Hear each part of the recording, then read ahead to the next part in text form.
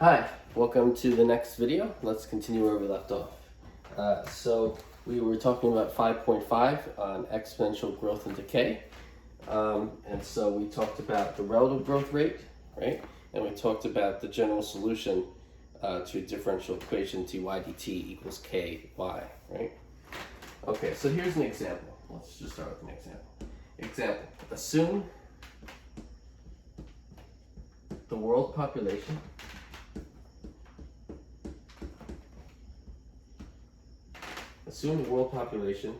was 2,560 million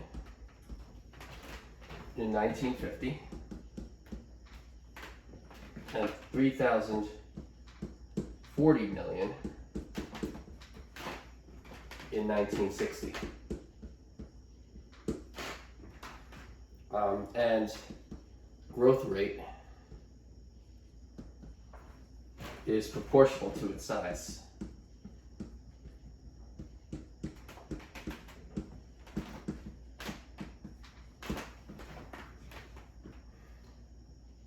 Proportional to its size meaning the population, proportional to the population size.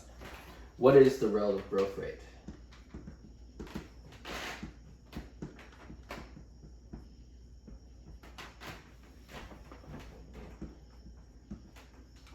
Okay, estimate the world population in 1993 and 2020. Okay, so assume the world population was 2,560 million in 1950 and 3,040 million in 1960, and the growth rate is proportional to its size. What is the relative growth rate?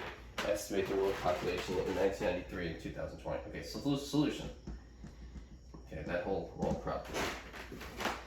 Right, so it says growth rate is proportional to its size. And that means that dp dt is equal to kp. Right? And that means the solution of that differential equation and the population function is p of t equals p of 0 e to the kt. And here, the initial time, here, time t is going to be the number of years after. So it says was 2,560 million in 1950.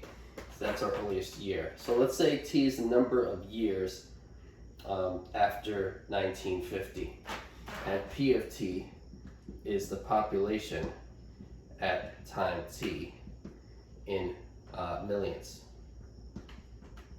Okay, so t is the number of years after 1950, and p of t is the population at time t in millions.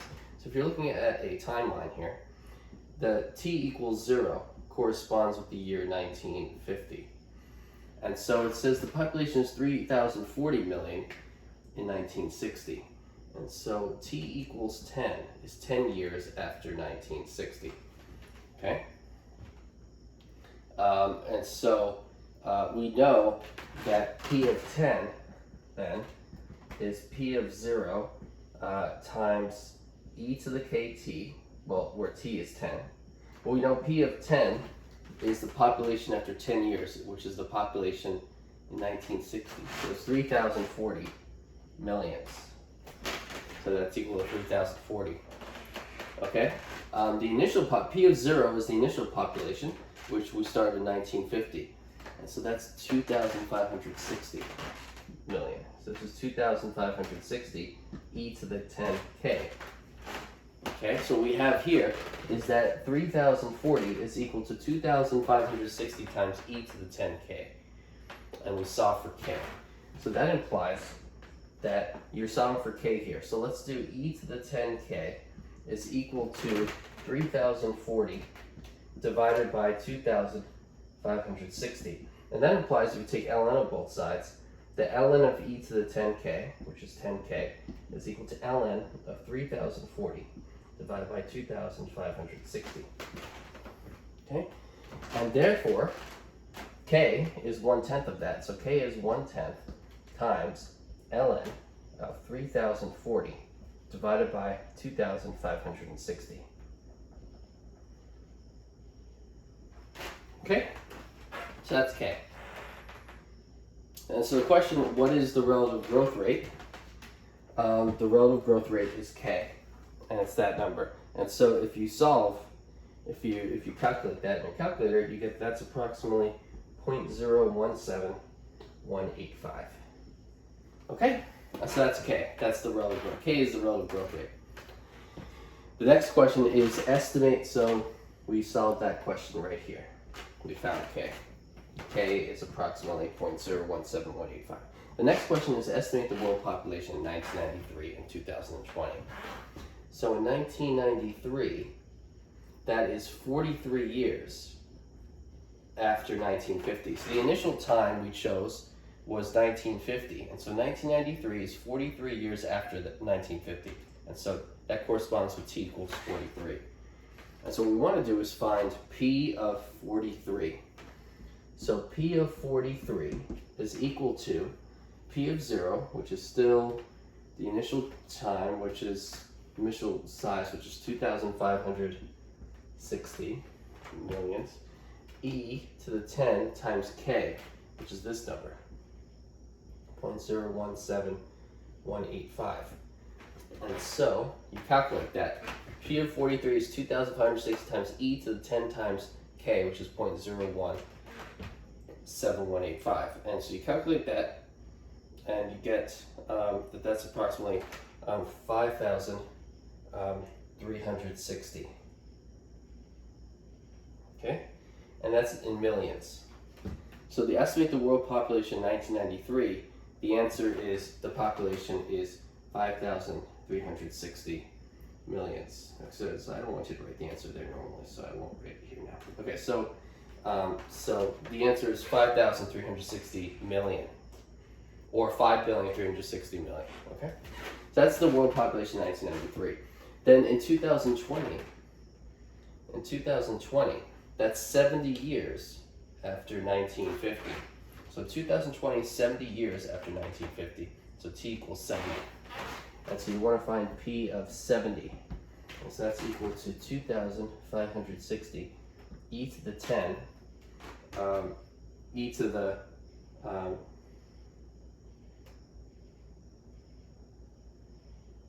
wait. K, here, sorry, this is 43 here. The answer is still the same. I was just reading okay. This is P of 40, this is 2,460 e to the 43 times that number. And that's 5,360. Okay? Okay. This is P of 70. So this is 2,560 times e raised to the 70 times 0.017185. And so that's approximately 8,524 million. Okay, so and so this is saying 8,524 million. Okay, this is in millions, so that's 8,524 million. Okay, and so that's the answer. So now we solved that also. We answered all three questions. First one, the second thing, and the third thing. And so then we have now finished with this example. Okay?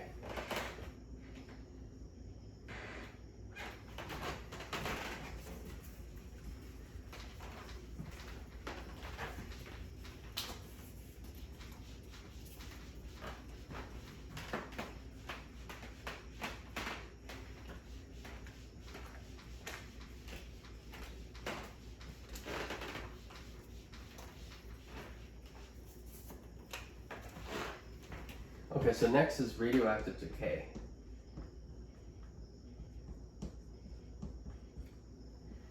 Okay, so next we're going to talk about radioactive decay. The relative decay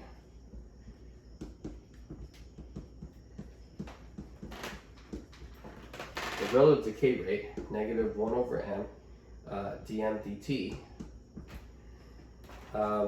has been found experimentally to be constant.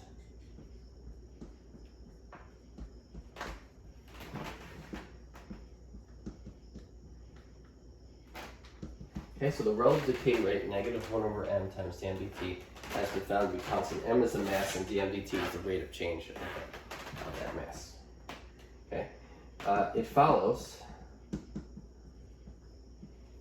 that dmdt is equal to km. Okay, right? So since negative 1 over m dmdt is a constant, then we could equivalently say that dmdt is equal to a constant times m.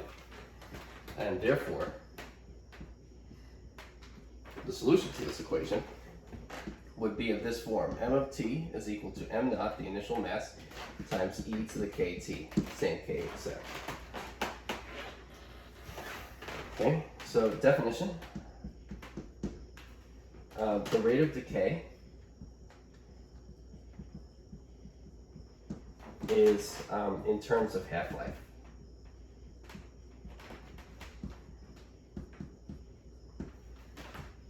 The time required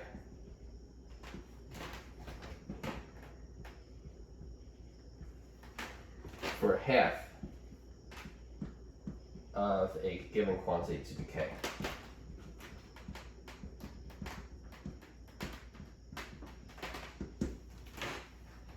Okay, so this is defining the rate of decay. The rate of decay is in terms of half-life, the time required for half of a given quantity to decay. Okay, so let's see an example. The half-life of radium 226 is 1,590 years. Part A. A sample has mass 100 milligrams. A sample has mass. A sample has mass 100 milligrams. Find a formula for the mass. Find formula for mass after t years. Okay, so let's start with part A right here. Okay, so we have the half-life. It's 1590 years. Sample has mass 100 milligrams. Find formula for mass after t years. Okay, so remember we have the form of the mass to be that from the above. Okay, so the form of our mass equation will be m of t equals m naught e to the kt. M naught is the initial mass. So it says a sample has mass 100 milligrams. What that means is that m naught is 100 in milligrams. So the quantity is in milligrams, and so I'm going to say m naught equals 100. Now we're going to do this in terms of half-life. Okay, so that means, so it says half-life is 1590 years. So it takes 1,590 years for the mass to half of it to decay. So if it starts at 100, that means that m of 1590, right? That's the amount of time it takes for half of it to decay. If half of it decays after that time, you start with 100 and you end up with 50. So m of 1590 is 50. So we're going to plug that into this equation. And so 50 is equal to m of 1590. And that's equal to m naught, which is 100, times e to the k times t, which is 1590. So what we have here is that 50 is equal to 100 times e to the k times 1590. And it's just solve for k, and you get the relative decay rate. Okay, the relative decay rate, that's k here. Okay. So let's find it. So that implies that 50 over 100 is a half. So let me write a half is equal to e to the 1590k. Take ln of both sides. Ln of 1/2 is equal to ln of that. The ln and e cancel, you get 1590k. And therefore, k is equal to 1 over 1590 ln of 1/2. And what's that? That is, okay, I'll just leave it like that. So,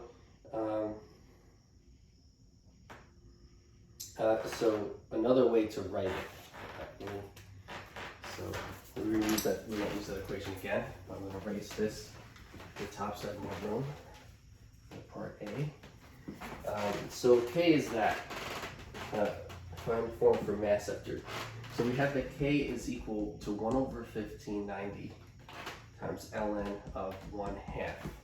Well, that's equal to 1 over 1590. 1 over 1590 times ln of 2 to the negative 1. And so I can move the negative 1 in front and get that this is negative 1 over 1590 ln of 2 by the third law of logarithms. And so this is equal to negative ln of 2 over 1590. So it's possibly a simpler way to express K. So we're going to express K this way. We're going to say K is equal to negative ln of 2 over 1590. Okay, and so therefore m of t is m of 0, the initial mass, which is 100, times e to the k, which is that quantity, negative ln of 2, divided by 1590, that quantity, times t. And that's the answer. It's m of t. Okay, so that's the formula for the mass that remains after 2 years. Okay, so that quantity will shrink in time as over time the mass decays, and so that the m of t is a decreasing function. Okay, so part B is find the mass after 1,000 years. Part B, find the mass after 1,000 years. Okay, so m of 1,000 is the mass after 1,000 years. Okay, so m of 1,000 is 100 e to negative ln of 2 divided by 1590 times t, which is 1,000. You just plug in 1,000 into that formula and you calculate that and you get approximately 65 milligrams. The unit is milligrams. So the mass after 1,000 years is 65 milligrams. Okay, and so I'm going to erase the definition of decay. Right. Let's do part C of this example. So part C says, when will the mass be reduced to 30 milligrams? Okay, so at what time will the mass be reduced to 30 milligrams? So 30 we're going to set equal to m of t. T at the time after t years, m of t is its mass. So 30 equals m of t, and so m of t is equal to 100 e to negative ln of 2 over 1590 t. And so here we have an equation with one unknown. 30 is equal to that. And so just solve for t, and that will tell you how long it will take for the mass to become 30 milligrams. Okay, and so you solve for t. And so this equation implies if you divide both sides by 100, you get 0.3 is equal to e to negative ln of 2 divided by 1590 t. Take ln of both sides. ln of 0.3 is equal to ln of that, ln and e cancel, get negative ln of 2 over 1590 t. And that implies, solving for t, I'm going to continue this over here. So solving for t, t is equal to ln of 0.3 times the reciprocal of that, which is 1590 over negative ln of 2. Okay, it's just so this is just doing algebra to solve for t. And so then t, so then that number is t is approximately 2,762, which is in years. So the answer will take about 2,762 years for the mass to reduce to 30 milligrams. Okay, so this makes sense because it halves every 1590 years. And so if it starts at 100, after 1590 years, it would half and go to 50. But you need more time because you have to reduce to 30. So it's going to take longer than 1590 years. If it doubled twice, it would go 100 to 50 to 25. And if it doubled twice, it would take over 3,000 years. So this is in between, right? It doubles, it doubles, but then it doubles once, but then it can't double twice, right? So you can't have this happen 2 times. So it's somewhere in between, and that number is in between. So it works. Okay, and so now we got the answers to all 3 parts. All right, so this is the answer to part A. That's the answer to part B. That's the answer to part C. And so we are now done with that example.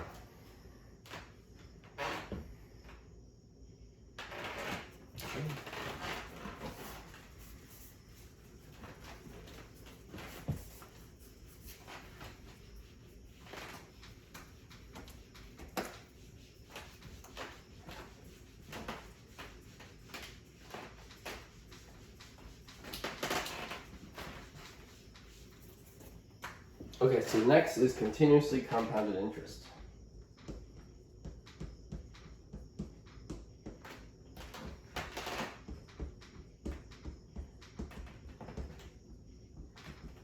Okay, so next topic is continuously compounded interest. And here's an example.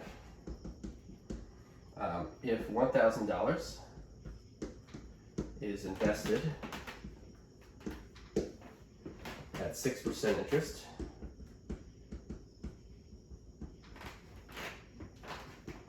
compounded annually, then after, here I'm going to put a little bit a table. So after 1 year, how much will you have? So $1,000 invested at 6% interest compounded annually. Then after 1 year, the amount you have is, well, you started with 1,000. And so it's 6% interest compounded annually. So in 1 year, you compound 6% interest once. And so you get 1 plus 0.06. 1,000 times 1 plus 0.06 is the amount you have after 1 year of annual interest at 6% compounded annually. So 6% interest compounded annually. You have 1,000 times 1 plus 0.06. That's 1,060. Okay? After 2 years, so after 2 years, you start with 1,000. Now it's 6% interest compounded annually. So you start with 1, which means 100%, plus 0.06. That's adding 6%. It's compounded annually, but for 2 years. And so that means you do this squared. So you're doing this twice now. You're multiplying 1,000 times 1 plus 0.06 twice. So it's 1,000 times 1 plus 0.06 squared. And when you do that calculation, you get $1,123.60. All right. In general, after 2 years of 6% interest compounded annually, you start with 1,000. Each year, you multiply your quantity times 1 plus 0.06, but you multiply it by that quantity t times for t years, so you raise that to the t power. So after 2 years of 6% interest compounded annually, the amount you have, if you start with 1,000, is 1,000 times 1 plus 0.06 raised to the t power. And so that expression tells you the final amount. Okay? So in general, what this tells us, in general, if A naught is invested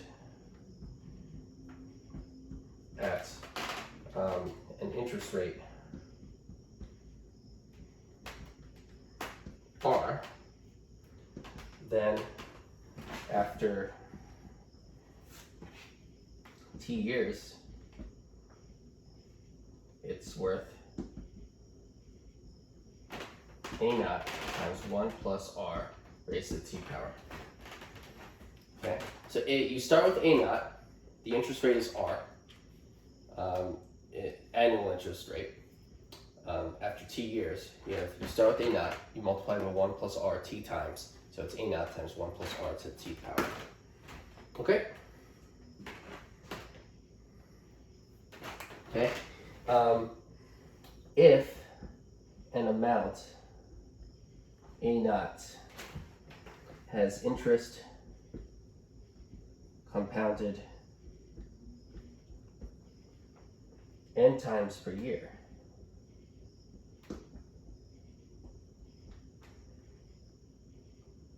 after t years, you have the amount is that the final amount A is equal to A naught, the initial amount, times 1 plus R over N raised to the N times T power. Okay? Okay, so that's the formula. That's the conclusion of this entire board. That if you have if you start with the initial amount A naught, and you have an interest compounded n times per year with interest rate R.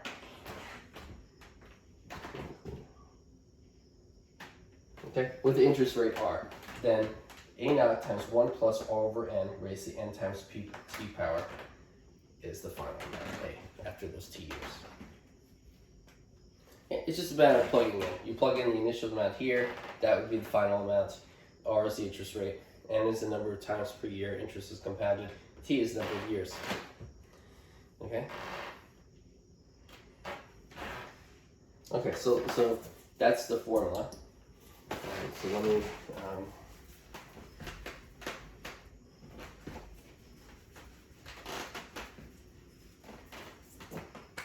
so here's an example.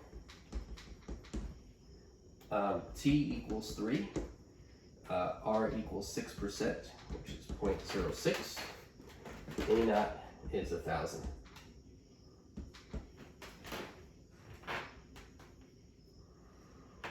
Okay, so we have 3 years, 6% is the interest rate, and the initial amount is 1,000. And we'll look at several situations. Let's say you have annual compounding. Okay, so the interest is compounded annually. Then the final amount is the 1,000 you started with times 1 plus 0.06 over 1 raised to the 1 times 3. And that's equal to $1,191.02. So you make $191.02 at the end of the year. Okay, so that's for annual compounding. So you just plug into the formula. You have 1,000 for A naught. You have 0.06 for R. You have 1 for N because it's annual compounding. That means 1 time in a year. And then N is 1 and T is 3. And you just put that in your calculator and you get that number. The next one is semi-annually compounding. Semi-annual compounding.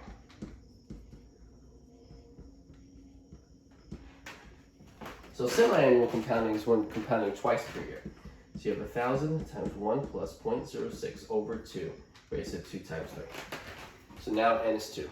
So N is 2 here and here. That's the only thing that changes, and you calculate that, and you get that's equal to about $1,194.05.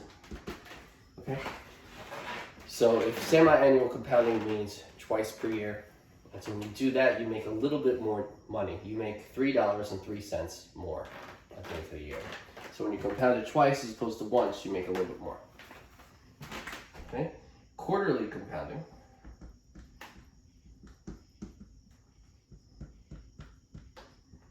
Okay, so quarterly compounding means you compound the interest 4 times in a year. So if you have 1,000, if you start with 1 plus 0.06 divided by 4, raised to the 4 times 3. All right, so now N is 4. So you put a 4 there and there. Everything else is the same. And you calculate that. And you get $1,195.62.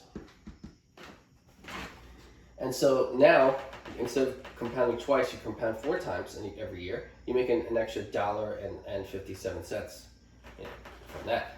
So you make a little bit more again. Now instead of quarterly compounding, let's say you do monthly compounding. Monthly compounding. Okay. So we're seeing a small increase in the amount you make when you're compounding more in these ways. Okay, so monthly compounding means you compound 12 times in a year. Because there's 12 months in a year, so monthly compounding is 12 times in a year. So you start with 1,000, so 1,000 times 1 plus 0.06 over 12 raised to 12 times 3. And so now you're substituting 12 for N here and here. And you get that, and you plug that in, you calculate, and you get that that's equal to $1,196.68. Okay, so that's monthly compounding. And then daily compounding.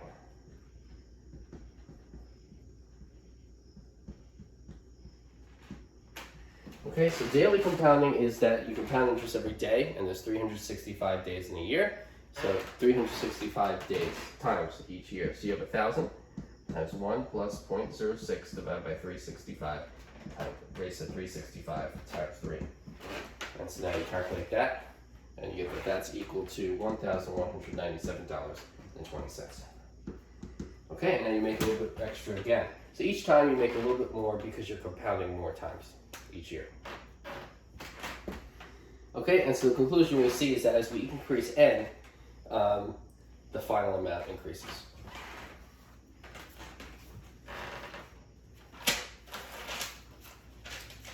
Okay, so these are all examples of compounding interest finitely many times each year. Once for annually, twice for semi-annually, 4 times for compounding, 12 times for monthly compounding, 365 times for daily compounding. All right, these are each examples of compounding interest finitely many times each year. Okay, but we can actually think of the infinite case. So let's do that next.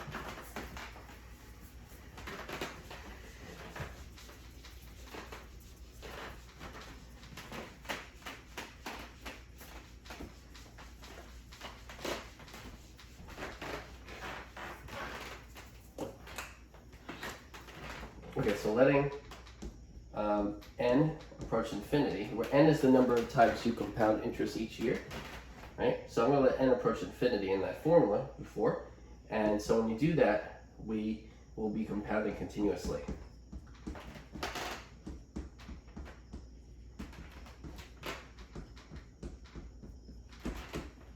Okay?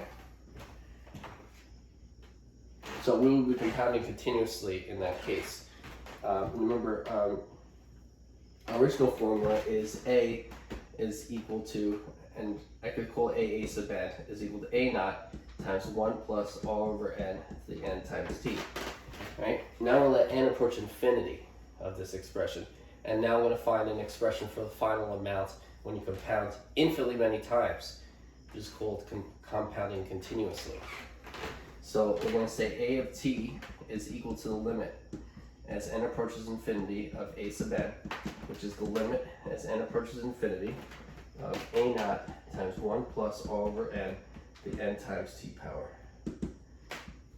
Okay? This is equal to the limit as n approaches infinity of A naught times 1 plus R over n raised to the n over r, and all of that raised to the r times t. Why does that work? Because the n over r cancels with the r times t, because there's 2 exponents, and you still get n times t. So the expression is the same as that one. Okay, right? When you take 1 plus r over n and raise it to 2 exponents twice, they can think as 1 exponent where it's this times this. This times this is n times t. Okay, so now this is equal to A naught times, now this is a constant, so I can actually move the limit inside here. I can move the limit over and say this is A naught times the limit as n approaches infinity of 1 plus r over n raised to the n over r power raised to the r times t. Okay? And so then this is going to equal A naught times the limit as, so I'm going to do is say where m equals n over r. So m equals n over r, so as n approaches infinity, that means n approaches infinity. So the limit is m approaches infinity of 1 plus, m is n over r. So r over n is flipping this, so it's 1 plus 1 over m. N over r is m, so that's m. And then it's still raised to the r times t. And that's true where m is equal to n over r.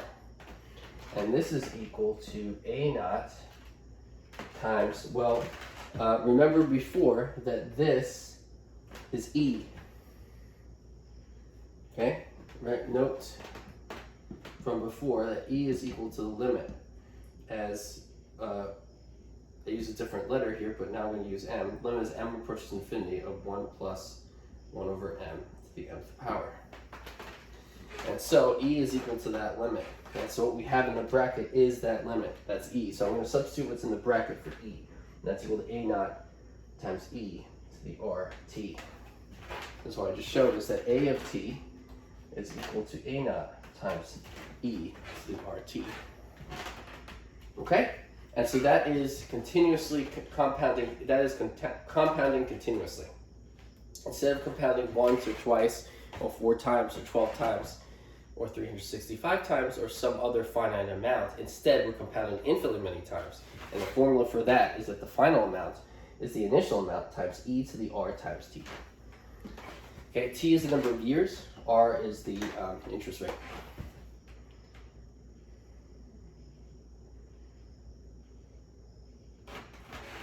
Okay, and so our final equation is that the final amount A is equal to A naught times E to the RT for continuously compounded interest.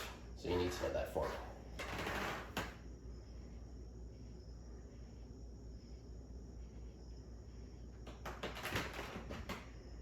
Okay, and when A is equal to A naught times E to the RT, it's true that that implies that the ADT equals K times A. dAdt equals R times A of T. And so when you have this formula, you know that implies that the growth rate of A, that the rate of interest of the investment is proportional to its size. Okay? But you just need to use that formula. Use that formula. Okay?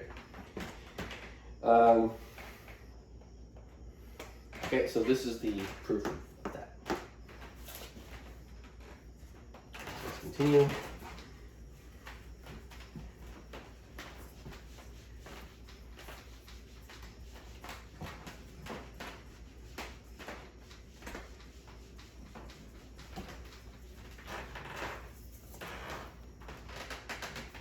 Okay, so here's an example. So the example is that T equals 3, R equals 6%, which is 0.06, and A naught be 1,000, just like before. And now let's say that interest is compounded continuously.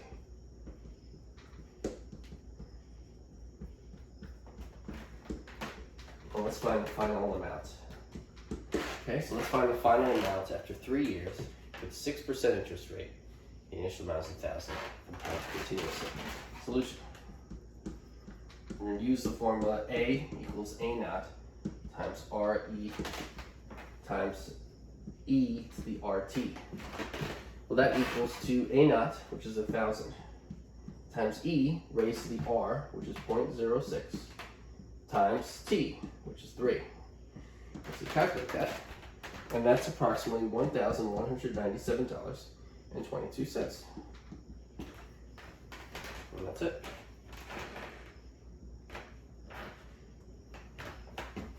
Okay. So I just applied this formula and plugged in the initial amount for A naught, 0.06 for R, and 3 for T. Okay. All right. So that's an example of interest compounded continuously, finding the final amount. Okay, and that's the end of 5.5. Okay, so let's go to the next section.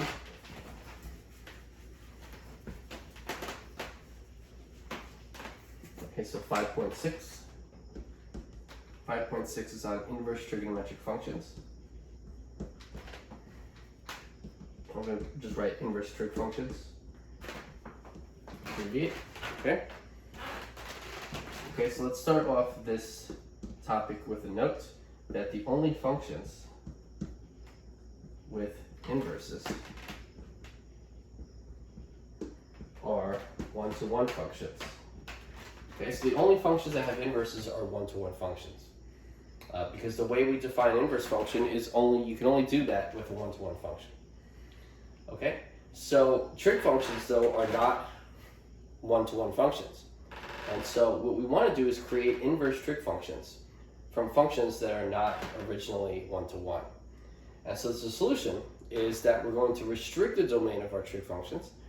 Instead of over all real numbers, we're going to restrict the domain in such a way so that after we restrict the domain, we get a one-to-one function.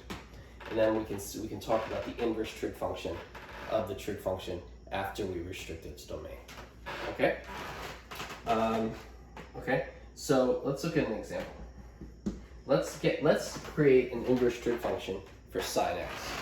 So in this example, let f of x equals sine x, and the goal is going to be to make a function called sine inverse of x. Okay, so here is sine. Now, the sine graph looks like this, and it continues, right? So it continues, and it keeps going. Continues infinite in both directions, right? That's the lowest value of -1 and the highest value of 1. It attains a maximum at pi over 2 here, minimum here at negative pi over 2, and it just kind of cycles and keeps going, right? It's periodic. So it's not a one-to-one function, right? If you draw a horizontal line, it intersects the graph more than once. So it fails the horizontal line test. So it's not a one-to-one function. So what we're going to do is we're going to restrict the domain of sine x to make it a one-to-one function. So we're going to restrict it from only negative pi over 2 to pi over 2. So when we do that, then we get this function. I've now restricted the domain of sine x from only negative pi over 2 to pi over 2. And so when I define the function f of x, I'm including the domain here. If I didn't include the domain, it would assume that the domain was called the natural domain. The natural domain of sine x is all real numbers because you can define sine x in all real numbers. But for our function, we are not choosing the natural domain, we're restricting the domain. And so next to f of x equals sine x, in order to define the function I want, I have to include the domain of negative pi over 2 less than or equal to x less than or equal to pi over 2. Now with that restricted domain, my function is one-to-one. Okay, so this is now a one-to-one function. And so now, my sine inverse of x is a function that equals y if and only if sine of y equals x. And so that's how we're defining sine inverse. Sine inverse of x is a function that maps x to y, that satisfies that, in which it's also true that the sine function must map y to x. It's its inverse function. Okay? And so this is the definition of sine inverse of x. It's a function that satisfies this statement. Sine inverse of x equals y if and only if sine of y equals x.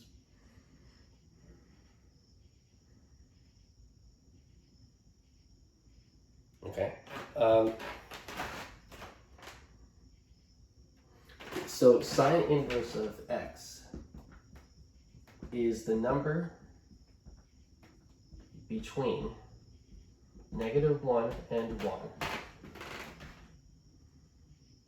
Oh, sorry, it's the number between negative pi over 2 and pi over 2 whose sine is x. Okay, so sine inverse of x is the number, I'm just going to circle this itself to explain what this function is saying. Sine inverse of x is the number between negative pi over 2 and pi over 2 whose sine is x. So an example of that would be this. Let's say you had let's say sine inverse of pi over 4 equals what? Okay?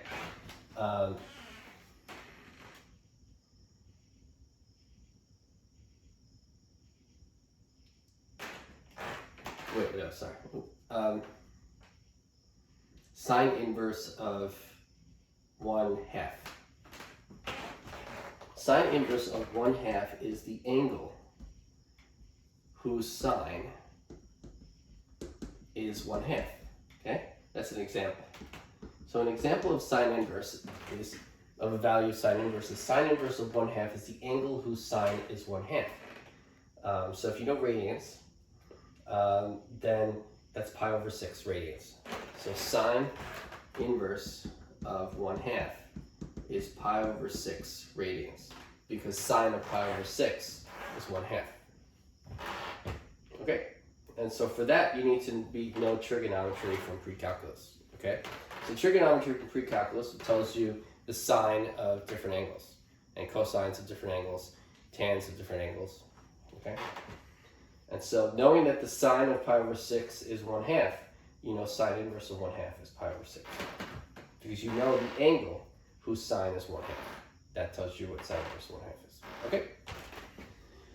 All right. So sine inverse just goes in the opposite direction. So here is a general picture of what sine inverse is. To look at looking at one example of how sine inverse works. Right. In this example here, sine inverse of 1/2 is pi over 6. Right. I'm saying that sine inverse is a function that maps 1/2 to pi over 6. And the reason it does is because the sine function, which is its inverse, the sine function, which is the inverse of sine inverse, maps pi over 6 to 1. Sine of pi over 6 radians is 1/2. Okay, so since sine of pi over 6 is 1/2, sine inverse of 1/2 is pi over 6, just the opposite direction. Okay? And so here, f of x is sine x. And so the f inverse function, I'm going to write that here. Okay. The f inverse function, the inverse function of sine,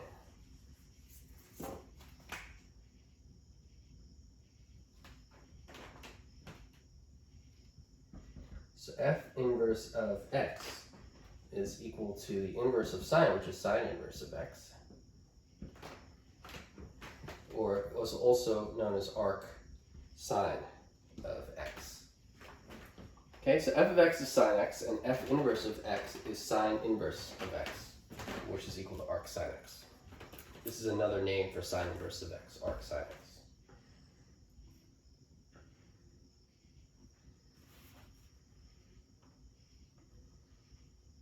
Okay, and so the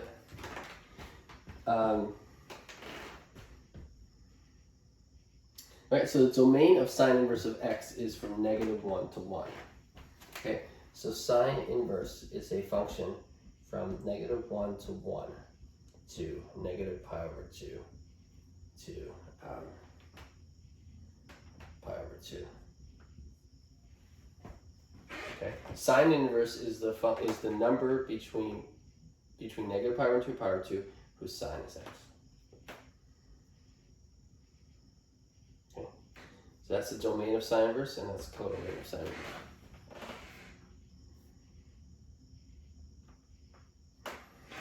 Okay, so let's keep going.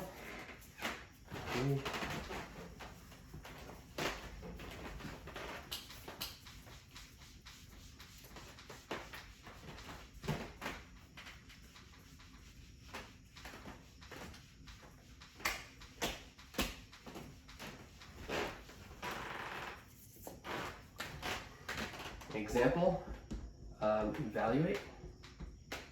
So example is evaluate in part A. It's sine inverse of 1/2. Okay, so we already found that that's equal to pi over 6, because sine of pi over 6 is 1/2.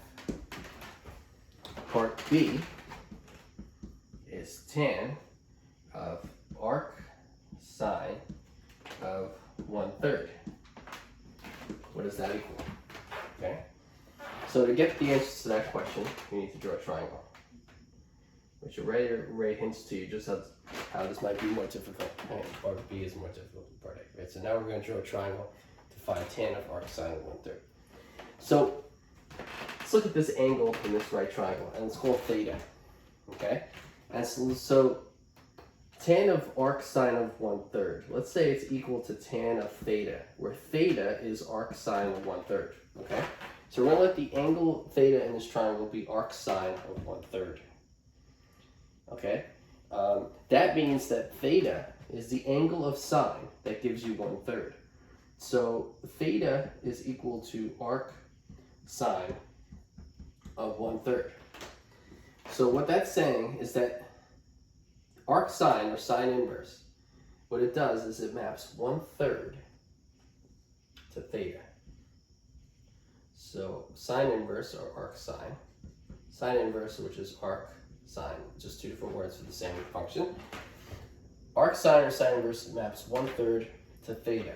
That means that the sine function maps theta to 1/3. Okay? So from this, we deduce from this picture that sine of theta is equal to 1/3. Sine of theta is 1/3.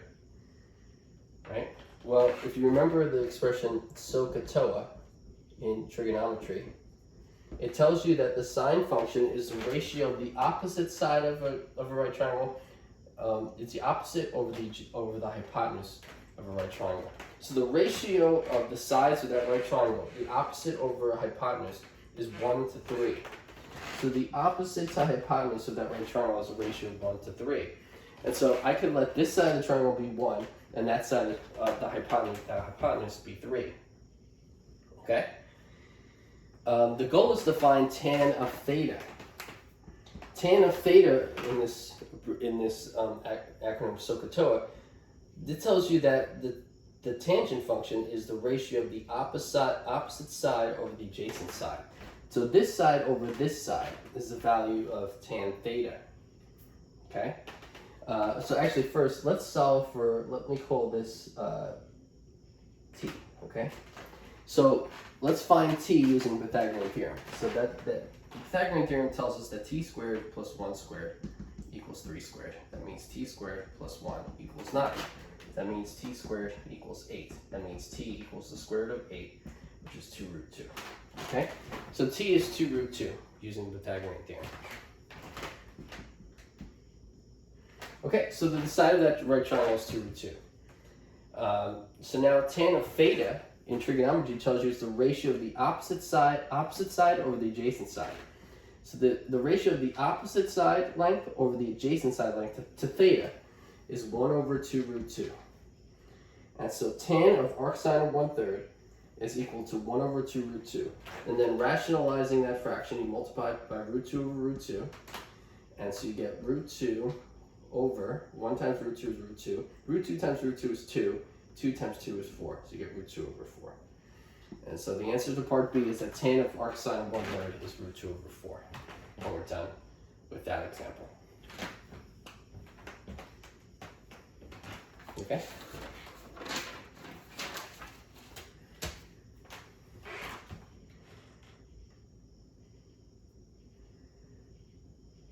Okay, so all this was to answer this example question. Okay, I'll leave that for a moment longer. So we'll get it. Make sure everything you need to copy down, put them down.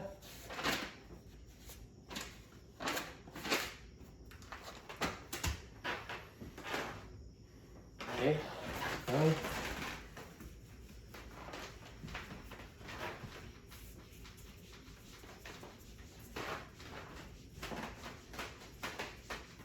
Okay, so next, so since the sine function is continuous, the inverse sine function is also continuous, right? We talked about how the inverse function of a continuous function is also continuous, okay? So let's graph the sine inverse function.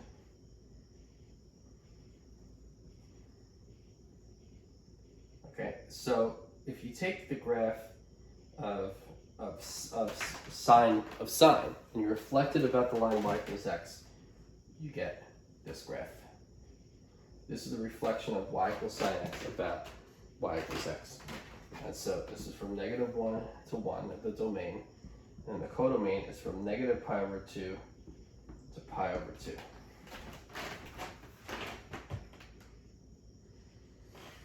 Okay, so then that's good. So y equals sine inverse of x, which is arc sine x. That's a graph of y equals sine inverse of x, or arc sine x. Same, two different names for the same function. And we got that graph again by reflecting the graph of sine x about the line y equals x. Well, the graph of sine x with restricted domain from -π/2 to π/2, and then reflected about the line y equals x. Okay, so I'm going to make another formula here. I'm going to find the derivative of sine inverse of x. And so to do that, let's start with y equals sine inverse of x. Let's take sine of both sides. So sine of y is equal to sine of sine inverse of x. Well, sine of sine inverse of x, sine and sine inverse are inverse functions, and they cancel each other out, and you get that's equal to x by the cancellation equations for sine and sine inverse. So sine of y is equal to x. Now differentiating implicitly with respect to x, we get, so we have sine of y is equal to x, and differentiating implicitly with respect to x means we just take d dx of both sides of this equation, sine y equals x. And d dx of sine y is cosine y times y prime, and d dx of x is 1. So we get cosine of y times y prime is equal to 1. And that means that y prime is equal to 1 over cosine y.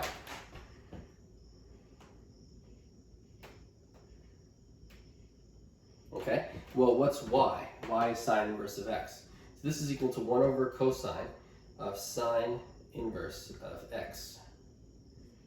So y prime is equal to 1 over cosine of sine inverse of x. Okay, and so now let's find cosine of sine inverse of x, similarly to how we found the other from part B of the last example. We're going to draw a right triangle. We're going to have the angle theta. Okay, and so cosine of sine inverse of x is going to equal cosine of theta, where theta is sine inverse of x. Okay, so that means sine inverse is a function that maps x to theta. Okay, sine inverse is a function that maps x to theta, because we're saying sine inverse of x equals theta. So sine inverse maps x to theta, so sine maps theta to x. So again, I'm going to write SOHCAHTOA. SOHCAHTOA. SOHCAHTOA says the first three letters SOH says that the sine function is the ratio of the opposite leg of the right triangle divided by the hypotenuse. Well, this is saying sine of theta is x, right? So this implies sine of theta is x. That's important. Sine of theta is x. And so the ratio of the opposite side of the right triangle over the hypotenuse is x, or x over 1. And so the opposite side over the hypotenuse, the ratio is x over 1. So this leg is going to have length x, the opposite side, and the hypotenuse is going to have length 1. And so now, by the Pythagorean theorem, what's the value of this? So I'm going to call this capital A, just so it stands out as a variable, so we know what we're finding. The Pythagorean theorem tells you that capital A squared plus x squared is equal to 1. And so that means capital A squared is equal to 1 minus x squared. By algebra, you just take the square root of both sides. Capital A is the square root of 1 minus x squared. So the length of the other leg of the right triangle is the square root of 1 minus x squared. Okay? So now here, right, cosine of sine inverse of x is cosine theta. Cosine theta is the ratio of the adjacent side of this right triangle over the hypotenuse. Because of here, this part, the CAH part, it's the adjacent over hypotenuse. Okay?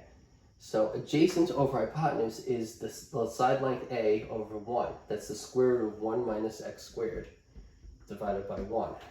This length of the adjacent leg divided by the hypotenuse. That's the square root of 1 minus x squared over 1, which is the square root of 1 minus x squared. And so cosine of sine inverse of x is equal to the square root of 1 minus x squared. And so that's equal to 1 over, the denominator is cosine of sine inverse of x. That's 1 over the square root of 1 minus x squared. So y prime is equal to 1 over the square root of 1 minus x squared. And that's our answer. Okay? So y prime is the derivative of y equals sine inverse of x. And so our conclusion is that, and I'm going to write the conclusion here.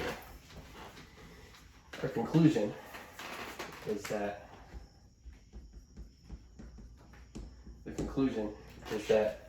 d dx of sine inverse of x, right? Y prime here, where y is sine inverse of x, is equal to 1 over the square root of 1 minus x squared. Okay, so the conclusion is the derivative d dx of sine inverse of x is equal to 1 over the square root of 1 over the square root of 1 minus x squared. And so now we found the derivative of the sine inverse function. Okay, so I'm going to check next to this. You should know that formula. d dx of sine inverse of x is equal to 1 over the square root of 1 minus x squared. Okay, so for that you just need to memorize an equation in order to use it. It's better if you know how to prove it, but at the very least, if you can memorize the equation, you can use the formula to solve a problem needing it. Okay? Next example.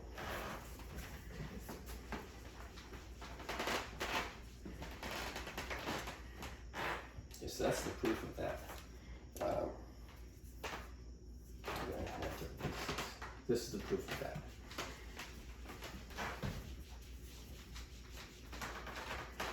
Okay, example.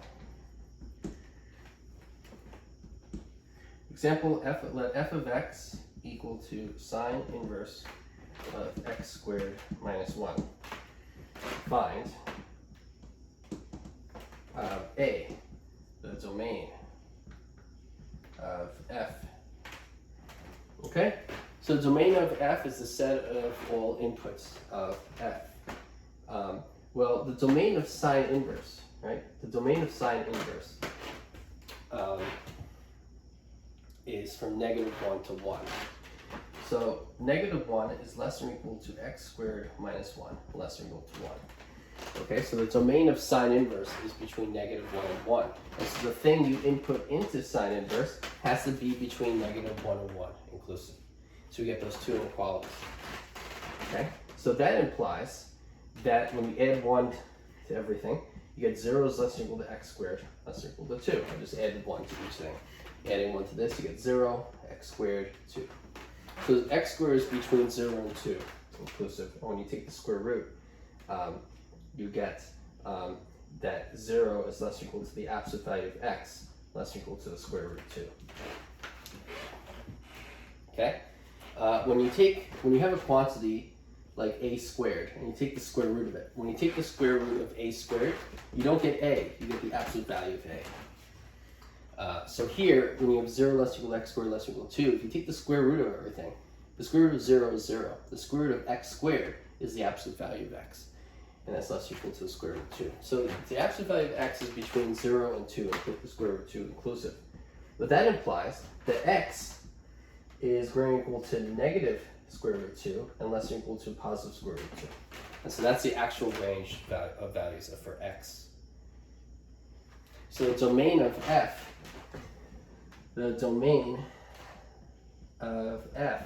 is equal to the set of all x such that negative the square root of 2 is less than or equal to x less than or equal to the square root of 2. There's a few ways to say the same thing, pretty much. I could have used these inequalities. I'm going to use this one. Domain of f is equal to that. And so we found the domain of f. We're done. Part 1.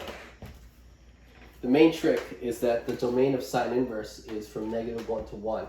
And so the expression you plug into sine inverse x squared minus 1 has to be between -1 and 1. And then from there, it might be simple for more people. You just solve for x, and you get these inequalities. Okay? And the second thing, that's 1. And the second thing is that the square root of something squared is the absolute value of that thing.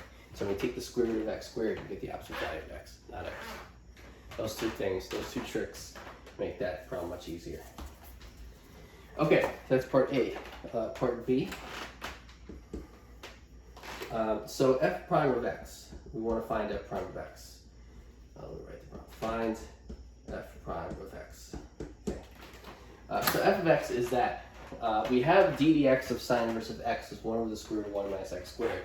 But this is the derivative of sine inverse of a function of x squared minus 1, not just x. And so for this, we need a second formula. And actually, because we're going to use another formula, I'm going to put b over here. Find f prime of x. I'm going to answer it here. Here, I'm going to write this formula, but combined with the chain rule. And so that formula is going to say d dx of sine inverse of a function f of x is equal to 1 over the square root of 1 minus f of x squared times f prime of x. And so now that is the derivative of sine inverse combined with the change. Okay, so d dx of sine inverse of a function f of x is equal to 1 over the square root of 1 minus f of x squared times f prime of x. And so this formula is what we're going to use in this example, so you should know that formula also. Okay, so here the function f of x is x squared minus 1. But f is, f is being used here for this formula, but f is just the name of a function that you put there. So here, our f of x is sine inverse of x squared minus 1. And so I would call this a different function, let's say g, and it would be d dx of sine inverse of g is equal to using g.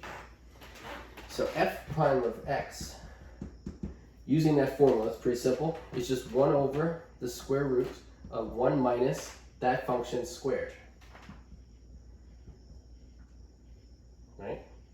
Times the derivative of that function. See? All I did was substitute into the formula. That's the function. It's 1 over the square root of 1 minus that function squared times the derivative of that function, the derivative of x squared minus 1. So that's equal to 1 over the square root of 1 minus x squared minus 1 squared times 2x, which is the derivative of x squared minus 1. And we're done.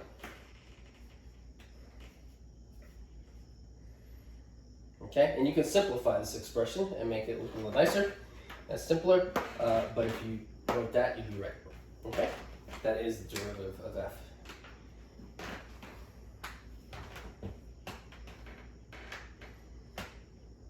Okay, so that's part B.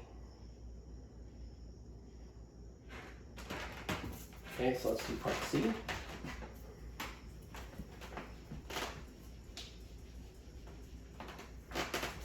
Okay, so for part C, find the domain of f prime.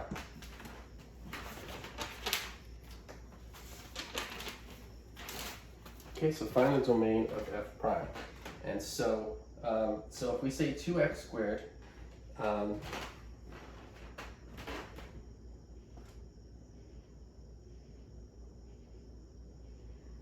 actually, so find the domain of f prime. And so this is when I now think I need to simplify. So if we want to find the domain of f prime, now we need to simplify f prime of x. And so f prime of x is equal to 2x over the square root of 1 minus x squared minus 1 squared.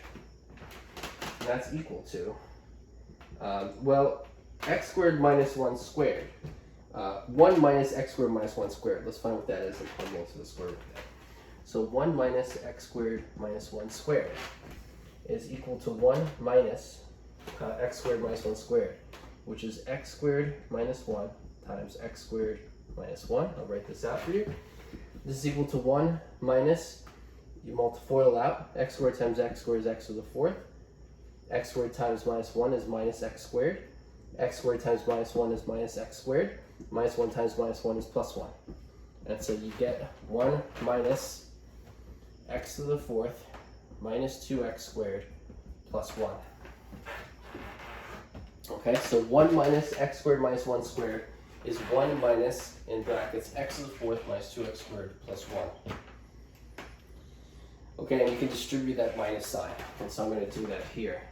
F of x equal to 2x over the square root of that. It's over the square root. 1 minus positive 1 cancels. You get negative x to the 4th.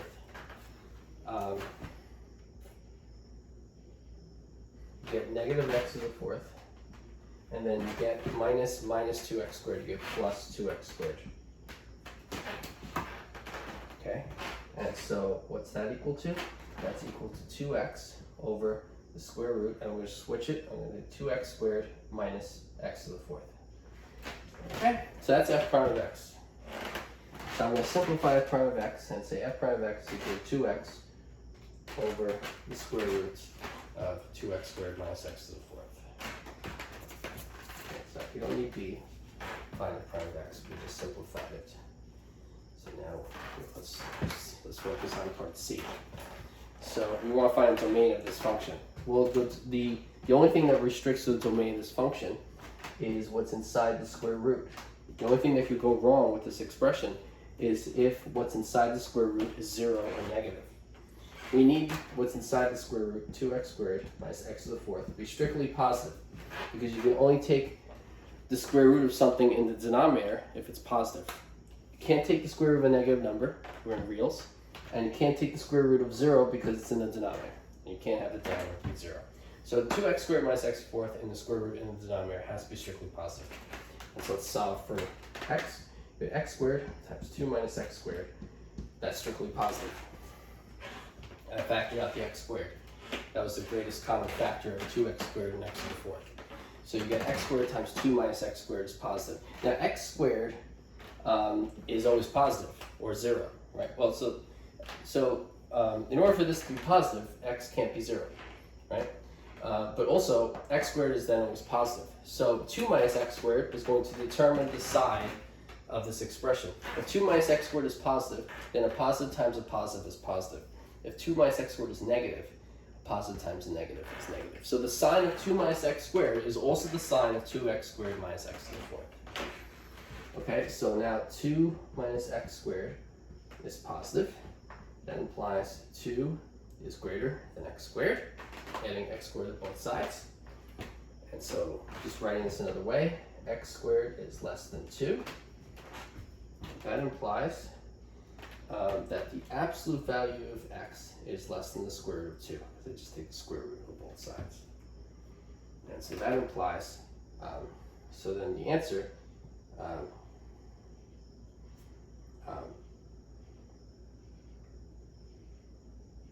so let's point out here, x can't be 0. If x was 0, it would be 0 squared times something, which is 0.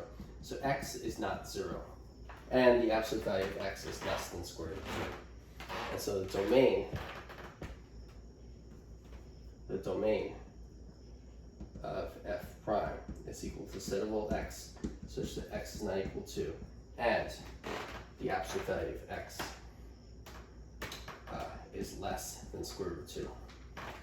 That's the domain of f. Okay, another way to put it, this is just another way of writing the same answer. Domain of f, you could say that's equal to negative root 2, comma 0, union 0, comma root 2. Okay, that's the domain of f.